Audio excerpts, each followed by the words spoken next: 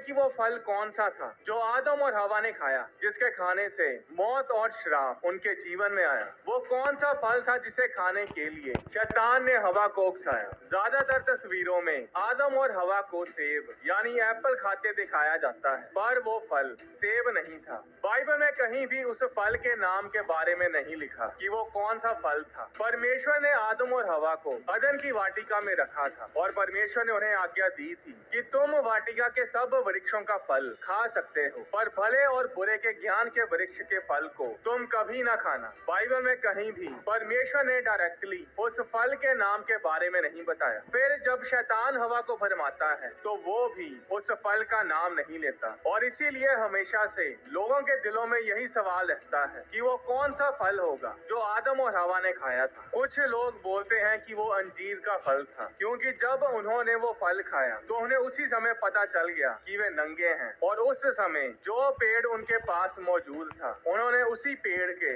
यानी अंजीर के पत्तों के कपड़े बना लिए। फिर लोग ये भी बोलते हैं कि यीशु मसीह ने अंजीर के पेड़ को श्रापित किया था, इसलिए वो फल अंजीर का फल ही है। मरकुस अध्याय 11 उसकी 12-13 आयत में लिखा कि यीशु मसीह को भूख लगी थी और इसीलिए वो अंजीर के पेड़ के पास आए थे ताकि उसका फल खा सके। यीशु मसीह उस पेड़ को श्रापित करने के इरादे से उसके पास नहीं आए थे। तो भले और बुरे के ज्ञान का वृक्ष वो फल ना तो सेब है और ना ही अंजीर, वो फल है अंगूर। जी हाँ, परमेश्वर की आज्ञा तोड़कर जो फल आदम और हवा ने खाया और जिसे खाने से उनके जीवन में श्राप और मौत आई, वो फल अंगूर था। पर वो फल अंगूर कैसे हो सकता है? बाइबल में तो लिखा है कि वो एक वृक्ष था, एक पेड़, एक ट्री था, पर अंगूर का तो कोई पेड़ नहीं। उसकी बेल होती है, उसकी लताएं होती हैं, अंगूर का वृक्ष नहीं होता। पर क्या आप जानते हैं कि पहले समय में अंगूर का पेड़ इतना बड़ा होता था कि वो वृक्ष के जैसा होता था? इसके बारे में बाइबल में बहुत सी जगहों पर लिखा है। यहेजकेल अध्याय 15 उसकी 2 आयत में परमेश्वर ने कहा, हे मनुष्य के संतान, सब वृक्षों में अंगूर की लता की क्या श्रेष्ठता है। इस वचन में परमेश्वर ने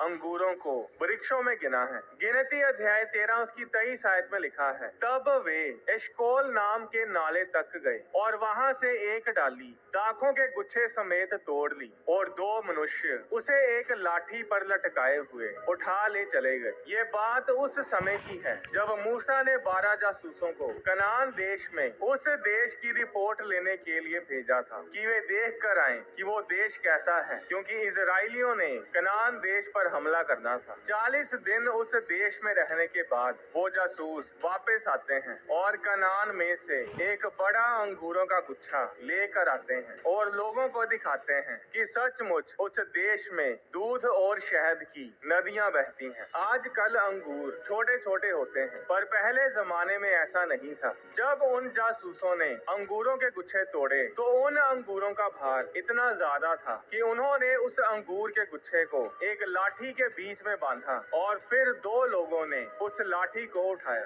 जिस तरह किसी शिकार किए जानवर को लाठी के ऊपर बांध कर ले जाया जाता था, उसी तरह उन्होंने उस अंगूर के गुच्छे को उठाया। अदन की वाटिका में जो वृक्ष लगे थे उनके बारे में गिदोन के बेटे ने भी भविष्यवाणी की थी। तकरीबन सब लोग जानते हैं गिदोन के बारे में। गिदोन के दिनों में इजरायली लोग मूर्ति पूजा बहुत करते थे और इसीलिए परमेश्वर ने इजरायली लोगों को मिधानियों के हाथों में कर दिया। और फिर जब इजरायलियों ने परमेश्वर को पुकारा तो उस समय परमेश्वर गिदोन को चुनता है और गिदोन मिधानियों के साथ लड़ता है। गिदोन बाल देवता की सारी वेदियां और मूर्तियां तोड़ देता है और इस कारण लोग गिदोन को यरूबाल के नाम से पुकारने लगे और इस तरह गिदोन का दूसरा नाम यरूबाल पड़ गया। गिदोन की बहुत सी पत्नियां थी और उन पत्नियों से उसके 70 बेटे पैदा हुए। गिदोन की एक रखैल भी थी जो शेकेम नगर में रहती थी। उसके भी एक पुत्र हुआ और गिदोन ने उसका नाम अबीमेलेक रखा। अब कुछ समय बाद गिदोन पूरे बुढ़ापे में मर जाता है और इस बात का फायदा उसकी रखैल से जन्मा पुत्र अबीमेलेक उठाता उठाता है। वो अपने रिश्तेदारों के पास शकेम नगर में जाकर उनसे कहता है कि तुम लोगों के लिए क्या भला है, यह कि यरूबाल के 70 पुत्र यानी गिदोन के 70 पुत्र तुम पर राज्य करें, या फिर मैं जो तुम्हारा ही खून हूँ तुम पर राज्य करूं। और इस कारण शकेम के लोगों ने सोचा कि अबीमेलेक तो हमारा ही भाई है और इसलिए राजा की गद्दी के लिए इसे ही सपोर्ट की जाए। और इसलिए शकेम के लोगों ने अबीमेलेक को खूब सारा पैसा दिया और उसने उस पैसे से गुंडे इकट्ठे किए और अपने पिता गिदोन के घर जाकर उसके 70 बेटों को मार डाला। इन 70 बेटों से अलग गिदोन का एक और बेटा था जो सबसे छोटा था। उसका नाम था योताम। अपने भाइयों को मरता देखकर योताम छिप जाता है और बच जाता है। अब शेकेम के लोग इकट्ठे होकर अबीमेलेक को राजा बना देते हैं और उस समय योताम वहां आता है और एक भविष्यवाणी और श्राप की शकेम और अबीमेलेक के ऊपर घोषणा करता है। इस भविष्यवाणी को ध्यान से सुनिएगा। इस भविष्यवाणी में अदन की वाटिका के खास वृक्षों का जिक्र किया गया है। न्यायों अध्याय 9 उसकी 8 आयत में योताम शेकेम के लोगों से बोलता है कि एक समय था जब वृक्ष इकट्ठे होकर अपने लिए राजा ढूंढने को निकल पड़े। पहले वो जैतून के पेड़ के पास गए और बोले कि हम पर राज्य कर, पर जैतून के पेड़ ने राजा बनने से मना कर दिया। फिर वे अंजीर के पेड़ के पास गए, उसने भी राजा बनने से मना किया। और फिर उन्होंने अंगूरों से यानी दाखलता से कहा तू आकर हम पर राज्य कर, पर दाखलता ने भी उन्हें मना कर दिया। फिर आखिर में उन्होंने झड़बेरी से कहा यानी कटीली झाड़ियों से कहा तू हम पर राज्य कर। न्यायों अध्याय 9 उसकी 15 आयत में कटीली झाड़ियों ने वृक्षों को जवाब दिया यदि तुम अपने ऊपर राजा होने को मेरा अभिषेक सच्चाई से करते हो तो आकर मेरी छाया में शरण लो, और नहीं तो कटीली झाड़ियों से आग निकलेगी जिससे लबानोन के देवदारू भी भस्म हो जाएंगे। फिर योताम शेकेम के लोगों को कहता है कि इसी तरह अब यदि तुम लोगों ने सच्चाई और खराई से अबीमेलेक को राजा बनाया है और यरूबाल यानी गिदोन और गिदोन के घराने से भलाई की है तो अच्छी बात है। तो फिर तुम लोग अबीमेलेक के कारण आनंद करो, एंजॉय करो। पर अगर तुमने गिदोन के घराने के साथ बुराई की है और गलत तरीके से अबीमेलेक को राजा बनाया है तो फिर अबीमेलेक से ऐसी आग निकले जिससे शकेम के मनुष्य और बेत मिलो भस्म हो जाएं। और फिर शकेम के मनुष्यों और बेत मिलो से ऐसी आग निकले जिससे अबीमेलेक भस्म हो जाए। यानी योताम ने भविष्यवाणी की कि अगर तुम लोगों ने बुराई की है तो शकेम के लोग और अबीमेलेक एक दूसरे को नाश कर देंगे। अगर आप इस पूरे अध्याय को पढ़ें तो जैसा योताम ने भविष्यवाणी दी थी, जो श्राप उसने दिया था, सब कुछ वैसा ही हुआ। अबीमेलेक के राज्य के 3 साल बाद परमेश्वर अबीमेलेक और शकेम के लोगों के बीच में एक दुष्ट आत्मा को भेजता है और इस कारण शकेम के लोग अबीमेलेक से विश्वासघात करने लगे और अंत में शकेम के लोग और अबीमेलेक एक दूसरे को खत्म कर देते हैं और योताम की दी गई भविष्यवाणी पूरी होती है। योताम ने जो कुछ भी बोला था वो उसने भविष्यवाणी की आत्मा के प्रभाव में बोला था। क्या आप जानते हैं कि जिन 4 वृक्षों का जिक्र योताम ने किया वे सब वृक्ष अदन की वाटिका में थे। इन 4 वृक्षों के बारे में हमें उत्पत्ति की पुस्तक में पता चलता है। पहला था भले और बुरे के ज्ञान का वृक्ष जिससे आदम और हवा ने फल को खाया था। दूसरा था अंजीर का वृक्ष जिसके पत्तों को जोड़ जोड़ कर आदम और हवा ने कपड़े बना लिए थे। तीसरा था जीवन का वृक्ष जिसकी रखवाली के लिए परमेश्वर ने स्वर्गदूतों को ठहराया था। और चौथा है कटीली झाड़ियां जिसके बारे में उत्पत्ति अध्याय 3 उसकी 18 आयत में लिखा है। न्यायों अध्याय 9 में योताम 4 वृक्षों की बात करता है और वही 4 वृक्ष उत्पत्ति की पुस्तक में सबसे महत्वपूर्ण वृक्ष थे जिनका जिक्र परमेश्वर ने खुद किया था। न्यायों अध्याय 9 में 4 वृक्ष हैं जो है जैतून, अंगूर, अंजीर और कटीली झाड़ियां। और उत्पत्ति की पुस्तक में भी अदन की वाटिका में 4 ही महत्वपूर्ण वृक्ष हैं जो है भले और बुरे के ज्ञान का वृक्ष, जीवन का वृक्ष, अंजीर का वृक्ष और कटीली झाड़ियां। परमेश्वर ने अदन की वाटिका के सेंटर में 2 वृक्ष लगाए थे जो कि बहुत ही स्पेशल थे। अब वो 2 वृक्ष अंजीर का वृक्ष और कटीली झाड़ियां नहीं हो सकती। तो अब हमारे पास बचते हैं 2 वृक्ष। एक है जैतून का वृक्ष यानी ऑलिव ट्री और दूसरा है अंगूरों का वृक्ष यानी दाखलता। जब नूह के जल पर लय के समय सारी धरती पानी में डूबी हुई थी। तो पानी के घटने के बाद नूह ने एक कबूतरी को जहाज में से छोड़ा था। उत्पत्ति अध्याय 8 उसकी 11 आयत में लिखा, और कबूतरी सांझ के समय उसके पास आ गई तो क्या देखा कि उसकी चोंच में जल पाई, यानी जैतून का एक नया पत्ता है। इससे नूह ने जांच लिया कि जल पृथ्वी पर घट गया है। वो जैतून का पत्ता जीवन की निशानी था। फिर मिलाप वाले तंबू में दीवट को यानी मेनोरा को जलाने के लिए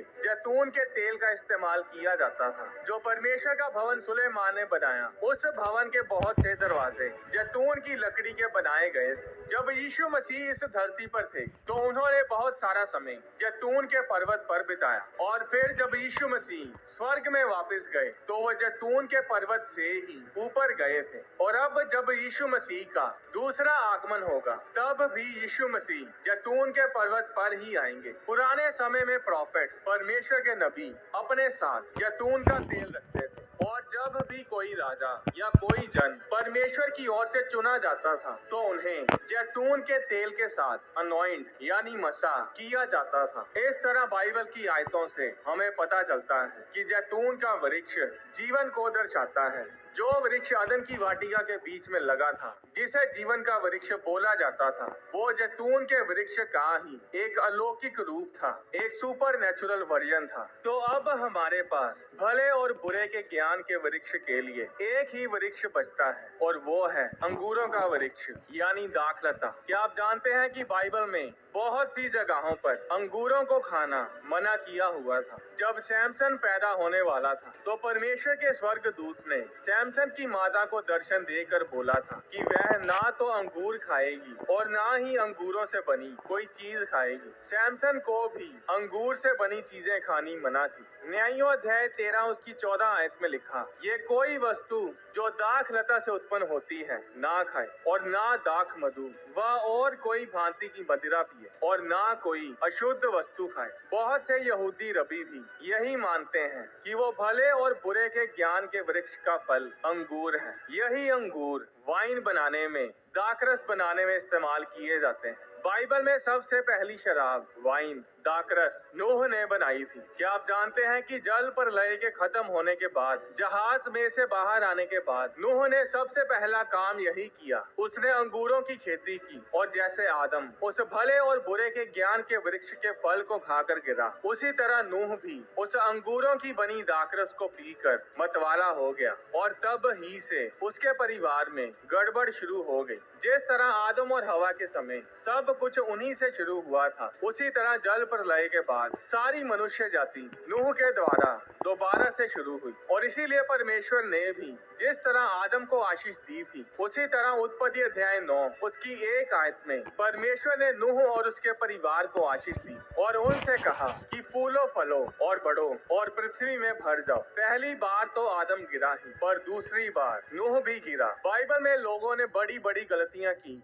जब जब वे दाखरस के मतवाले हो गए। आज भी ऐसा ही है। हर साल तकरीबन 30 लाख लोग शराब, वाइन, अल्कोहल के नशे के कारण मर जाते हैं। लोगों के घर बर्बाद हो जाते हैं। जैतून का वृक्ष जीवन के वृक्ष की निशानी था, और अंगूरों का वृक्ष यानी दाखलता भले और बुरे के ज्ञान के वृक्ष की निशानी थी। पुराने समय में जैतून के तेल को रोटी बनाने के लिए इस्तेमाल किया जाता था। इसके बारे में 1 राजा अध्याय 17 उसकी 12 आयत में भी लिखा है। जब एलिया सारपत नगर की विधवा के पास गया तो उस विधवा ने एलिया को बताया था कि उसके पास केवल घड़े में मुट्ठी भर मैदा और कुप्पी में थोड़ा सा तेल है, जिसकी रोटी बनाकर मैं और मेरा बेटा खाएंगे और फिर मर जाएंगे। जिस तेल की वो बात कर रही थी वो जैतून का तेल था। जैतून के तेल के साथ रोटी बनाकर ही उसने एलिया नबी को खिलाई थी। हनोक की पुस्तक में भी भले और बुरे के ज्ञान के वृक्ष के बारे में लिखा है कि वो फल अंगूरों के जैसा दिखता था। अगर हम हनोक की पुस्तक को ना देखें तो सिर्फ बाइबल में ही बहुत सारे वचन हैं जो हमें जैतून और अंगूरों के बारे में बताते हैं। अपने चेलों के साथ आखिरी भोज के समय यीशु मसीह ने रोटी ली जो जैतून के तेल से बनी थी और अपने चेलों को दी। फिर उन्होंने दाखरस लिया जो अंगूरों से बना था और अपने चेलों को दिया। यीशु मसीह ने कहा, जीवन की रोटी मैं हूँ, जो मेरे पास आता है उसमें जीवन बना रहता है। फिर यूहन्ना अध्याय 15 उसकी 1 आयत में यीशु मसीह ने कहा, सच्ची दाखलता मैं हूँ, यानी जिस ज्ञान और नॉलेज की तुम तलाश में हो वो ज्ञान मैं हूँ। परमेश्वर के वचन के खिलाफ जाकर आप जो कुछ पाना चाहेंगे, चाहे वो नॉलेज हो, ज्ञान, पैसा, खुशियाँ, रिलेशनशिप्स, सक्सेस, वो सब आपके लिए श्राप है। तो अगर ये वृक्ष इतना ही बुरा था तो परमेश्वर ने उस वृक्ष को लगाया ही क्यों? वो फल, वो वृक्ष बुरा नहीं था। बाइबल में लिखा है कि परमेश्वर ने जो कुछ बनाया वो सब अच्छा था। उत्पत्ति अध्याय 2 उसकी 9 आयत में लिखा, और यहोवा परमेश्वर ने भूमि से सब भांति के वृक्ष जो देखने में मनोहर और जिनके फल खाने में अच्छे हैं उगाए, और वाटिका के बीच में जीवन के वृक्ष को और भले या बुरे के ज्ञान के वृक्ष को भी लगाया। परमेश्वर ने उस भले और बुरे के ज्ञान के वृक्ष को अगर आदम और हवा से दूर ही रखना होता तो वो कभी भी उस वृक्ष को उस अदन की वाटिका के बीच में नहीं लगाता। पाप उस फल को खाने से नहीं हुआ, पाप इसलिए हुआ क्योंकि परमेश्वर की आज्ञा, परमेश्वर का वचन तोड़ दिया गया। वो फल अच्छा था पर क्योंकि परमेश्वर ने उसे खाने से मना किया हुआ था, इसलिए उस फल को परमेश्वर की आज्ञा के खिलाफ जाकर खाना पाप था। अब पानी तो आपके लिए अच्छा है, पर अगर परमेश्वर ने आपको पानी पीने से मना किया है तो फिर वो पानी आपके लिए पानी नहीं बल्कि जहर है। वो वृक्ष परमेश्वर के लिए इतने खास थे कि परमेश्वर ने उन वृक्षों को वाटिका के बिल्कुल बीच में लगाया था। परमेश्वर ने अपने समय पर आदम और हवा को उस फल को खाने के लिए अनुमति दे देनी थी, क्योंकि परमेश्वर ने सब कुछ आदम और हवा के लिए ही बनाया था। उस फल को खाने से पहले परमेश्वर उन्हें बताता था कि उनके लिए क्या सही है और क्या गलत, क्या भला है और क्या बुरा है। पर वो परमेश्वर से दूर जाकर खुद ये फैसला करने लगे कि हमारे लिए क्या भला है और क्या बुरा। आज भी लोग ऐसा ही करते हैं। वे परमेश्वर के वचन के बीच से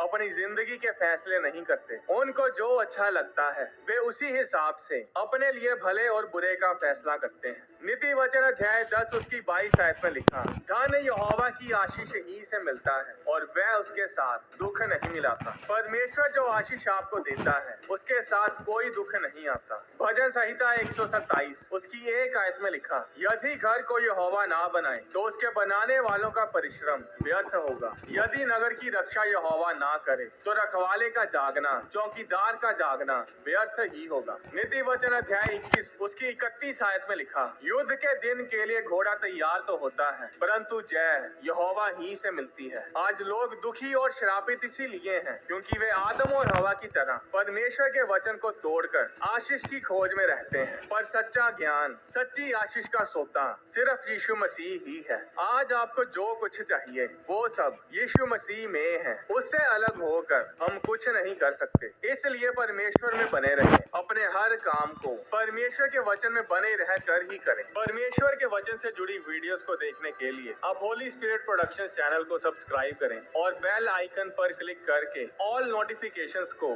सिलेक्ट करें ताकि चैनल पर अपलोड की जाने वाली सारी वीडियोस आपके फोन में जरूर पहुंचे। आप अपनी डोनेशन बैंक अकाउंट के जरिए और QR कोड को स्कैन करके भी भेज सकते हैं। परमेश्वर आपको आशीष दे।